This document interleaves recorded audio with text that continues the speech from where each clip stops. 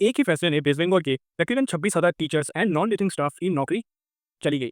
Supreme court के chief justice Sanjeev Khanna के division bench हैं कैलकाटा हाई कोर्ट की जॉब कैंसिलेशन वाले फैसले को बरकरार रखा, जिसे 2016 के एसएससी का पूरा पैनल रद्द हो गया। राज्य तो छोड़ दीजिए, पूरा देश के इतिहास में ऐसा भयानक संकट पहले कभी नहीं देखा गया।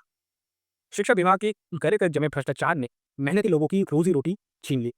सोचिए, जो लोग कल तक क्लास में बच्चों को सपना दिखना सिखा रहे थे, आज उनकी अपना सपना बिखर गया। चोरी किसने की, पैसा किसने उठाया, घूस किसने खाई, और जिन लोगों ने अपनी मेहनत से एग्जाम पास किया, उन्होंने बिना किसी गलती से वो लोग खुद सड़क पे आ गया।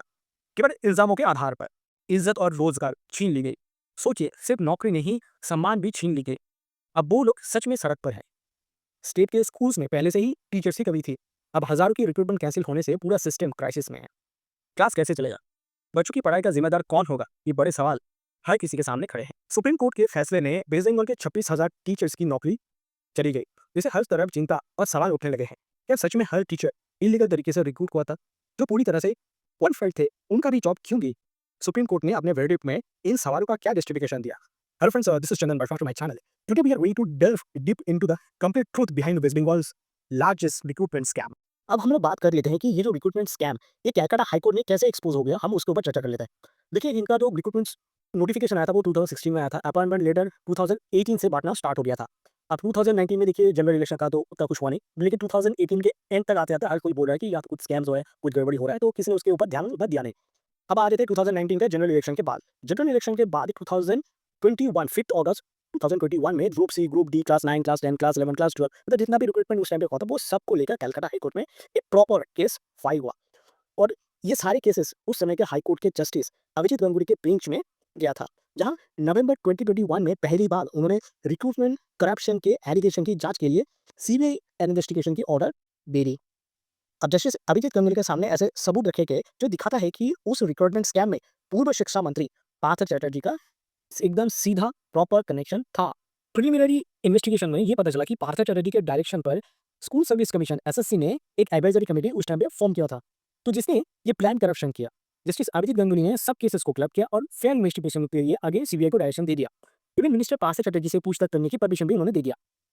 बट इसके अगेंस्ट में स्टेट गवर्नमेंट ने हाई कोर्ट की डिवीजन बेंच में अपील की ताकि सीबीआई इन्वेस्टिगेशन और पार्थ चैटर्जी की क्वेश्चनिंग उसको प्रिवेंट किया जा सके। ना तब जस्टिस हरीश टंडन और जस्टिस रविंद्र समांता की बेंच ने एक फुल फ्लेजेड इन्वेस्टिगेशन कमेटी बनाने का ऑर्डर दे दिया, जो कि फॉर्मर जस्टिस रंजीत कुमार बाब की लीडरशिप में काम करेगी। 13 मई 2022 फॉर्मर जस्टिस रंजीत कुमार बाब कमेटी ने अपनी रिपोर्ट सबमिट की। इस रिपोर्ट में यह साफ हो गया कि वेस्ट बंगाल के स्कूल में एसएससी के माध्यम से जो टीचर्स और नॉन टीचिंग स्टाफ के रिक्रूट किया गया था 2016 में, उस हायरिंग प्रोसेस में बड़े पैमाने पर भ्रष्टाचार हुआ था। अब उस रिपोर्ट का क्रक्स क्या है, उसके ऊपर चर्चा करते हैं। जॉब मिला उन लोगों को जिन्हें कभी एडमिट कार्ड तक इशू नहीं हुआ था। Basically they never appeared for examination. कुछ कैंडिडेट ऐसे भी है जिन लोगों ने बस प्रीलिम्स क्लियर किया था, मेंस तक उन्होंने आंसर मेंस देने भी नहीं गया था, उन लोगों को भी जॉब मिल गया। बहुत लोग ऐसे हैं कि जिन लोगों ने जो प्रीलिम्स का आंसर क्वेश्चन पेपर था, या आप बोल लीजिए बहुत सारा ऐसा भी है जिन्होंने मेंस का जो आंसर पेपर था वो पूरा ब्लैंक छोड़ के आ गया था, जॉब उन लोगों को भी मिल गया। बहुत लोगों को जॉब मिला है जिन लोगों ने ये वे में जो शीट है ना, वे में शीट में आपको नाम फिलअप करना पड़ता है, रोल नंबर फिलअप करना है। बेसिकली वो नाम के नीचे आपके जो बबल्स है वो फिलअप करना पड़ता है, रोल नंबर आपको बबल फिलअप करना है, आपको कौन सा क्वेश्चन पेपर मतलब कौन सा क्वेश्चन पेपर का सेट मिल रहा है वो फिलअप करना पड़ता है। तो उन ये सब उन्होंने फिलअप नहीं किया, फिर भी उनको जॉब मिल गया।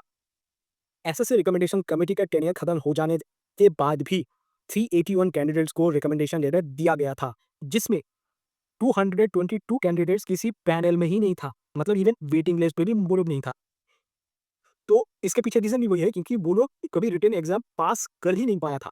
तो उन लोगों के लिए भी ये जो आप बोलिए जो रिकमेंडेशन लेटर है एसएससी से वो मिल गया था, चाहे वो ग्रुप सी या ग्रुप डी, क्लास 9 या क्लास 11 12, हर एक कैटेगरी में एसएससी जितने कैंडिडेट को रिकमेंड किया था, माध्यमिक शिक्षा परिषद ने उससे ज्यादा लोगों को अपॉइंटमेंट डाल दिया। मतलब उन्होंने उनका जो वैकेंसी था, उस वैकेंसी था रफली 25,000 के आसपास, लेकिन ये माध्यमिक शिक्षा परिषद ने क्या किया, ऑलमोस्ट 27,000 लोगों को रिक्रूट कर लिया था। ममता बनर्जी और उनकी सरकार ने जोर देकर कहा कि किसी की नौकरी नहीं छीनी जाएगी।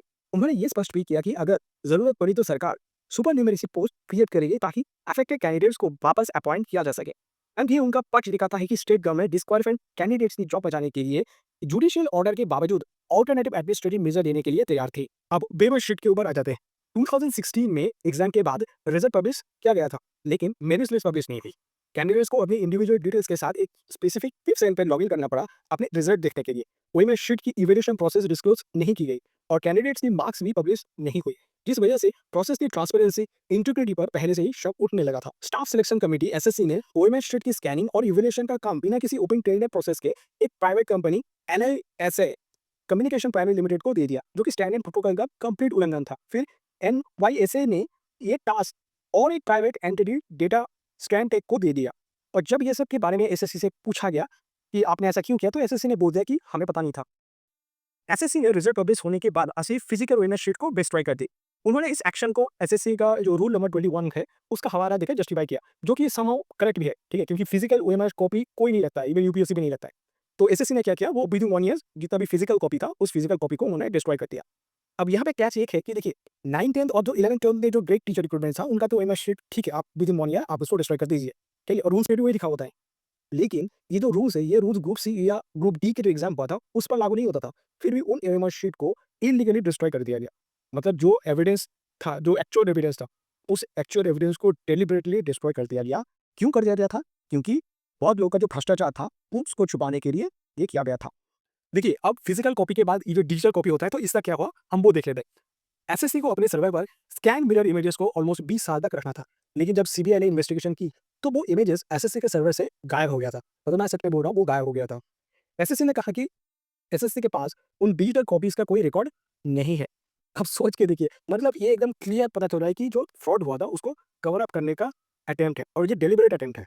एसएससी ने पहले दावा किया कि स्कैन ओएमआर मिरर इमेजेस उनके पास अवेलेबल नहीं है, लेकिन जब कैंडिडेट्स ने RTI right to information request डाली तो इवन जनवरी 2024 तक एसएससी ने ओएमआर शीट की कॉपीज प्रोवाइड की। और आप देख लीजिए कि ये जो चीज़ है ना, पहले उन्होंने बोला कि उनके पास नहीं है। अब जब लोगों ने आरटीआई फिलअप किया तो उसके बाद जो कॉपीज था, ओएमआर शीट की कॉपीज था, उन्होंने क्या किया कि इंडिविजुअल कैंडिडेट है उनको सही कर दिया। देख रहा है कि दोनों जो स्टेटमेंट है एक दूसरे को कनेक्ट कर रहे हैं। अब बाद में एसएससी ने माना कि जो ओएमआर कॉपीज उन्होंने प्रोवाइड की वो उनके अपने डेटाबेस से नहीं, बल्कि सीबीआई द्वारा रिकवर्ड रिकॉर्ड से दी गई थी। अब इस बात ने रिक्रूटमेंट प्रोसेस की ट्रांसपेरेंसी पर डाउट खड़ा कर दिया। अब देखिए, सीबीआई के पास ये जो बेमर स्कैन कॉपी है, ये कैसे आया? क्योंकि एसएससी ने जो फिजिकल कॉपी था उसको तो डिस्ट्रॉय कर दिया था और जो स्कैन कॉपी था उसको डिलीट कर दिया था। तो सीबीआई के पास ये जो ओएमआर स्कैन कॉपी है, ये कैसे आया? देखिए, सीबीआई ने गाजियाबाद में एनवाईएसए की फॉर्मर एम्प्लॉय पंकज बंसल के घर पर रेड किया और वहां से 3 हार्ड डिस्क रिकवर की, जिसमें स्कैन्ड ओएमआर मिरर इमेजेस मौजूद थी। तो मतलब क्या है, ये जो स्कैन कॉपी ये कहां से आया? ये पंकज बंसल से आया। पंकज बंसल से गया सीबीआई के पास, सीबीआई से गया एसएससी के पास, ठीक है। अब सीबीआई को कैसे पता चला कि पंकज बंसल के घर में ही ओएमआर शीट है? तो सीबीआई की जांच के दौरान या इन्वेस्टिगेशन के दौरान एसएससी और एनवाईएसए एम्प्लॉय के बीच होने वाले ईमेल एक्सचेंज को एनालाइज किया। तो इसमें ये सामने आया कि एसएससी ने एनवाईएसए को बहुत सारे कैंडिडेट्स की मार्क्स को आर्टिफिशियली बढ़ाने के लिए डायरेक्ट इंस्ट्रक्शन दिया था और एनवाईएसए ने एसएससी के कहने पर ओएमआर शीट में उन्होंने छेड़खानी स्टार्ट कर दिया था और ये करके उन्होंने जो स्टूडेंट को एक्चुअल मार्क्स मिलने वाला था उससे ज़्यादा मार्क्स दे दिया। देखिए, सीबीआई द्वारा पंकज बंसल के हार्ड डिस्क से रिकवर्ड ओएमआर डेटा एवं एसएससी के सॉफ्टवेयर में रिकॉर्डेड मार्क्स से बड़े डिस्क्रिपेंसी दिखा गया था। ये कन्फर्म करता है कि इवैल्यूएशन प्रोसेस में वाइडस्प्रेड टेम्परिंग हुई थी, जिससे मार्क्स को बदलकर कुछ कैंडिडेट्स को अनफेयर एडवांटेज दिया गया था। और इसमें एक और चीज़ ऐड हो गया जब टेंटेड कैंडिडेट्स ने कोर्ट में आर्ग्यू किया कि CBI recovered OMR mirror images genuine नहीं है और क्लेम किया कि ये उन शीट से डिफरेंट है जो उन्होंने एग्जाम के वक्त यूज़ की थी। दूसरी तरफ अनटेंड कैंडिडेट्स ने उन इमेजेस की ऑथेंटिसिटी को सपोर्ट किया, जो एक कन्फ्लिक्टिंग नैरेटिव क्रिएट करता है और वेरिफिकेशन प्रोसेस को और भी कॉम्प्लिकेट बना देता है। तो दोस्तों सोचिए, एक सिस्टम जो सपने बनाता है वही सपने तोड़ रहा है। एसएससी रिक्रूटमेंट स्कैम ने सिर्फ नौकरी नहीं, इज्जत भी छीन ली। क्या ये करप्शन का और एक एग्जाम्पल नहीं है? जो सच में डिजर्विंग थे उनका क्या होगा? और जो स्कैम के मास्टरमाइंड थे, क्या उन्हें सच में सजा मिलेगी या वो अगेन जेल से छूट जाएगी? ये सिर्फ एक स्कैम नहीं, एक पूरी जनरेशन के भरोसा का मर्डर है। अब सवाल ये है, क्या हम इस सिस्टम को बदलने के लिए खड़े होंगे या चुप रहेंगे? With this note, let's wrap up this video for today. Thank you guys for watching this video till the end. आपसे मुलाकात होगा नेक्स्ट वीडियो पे। Till then, bye bye.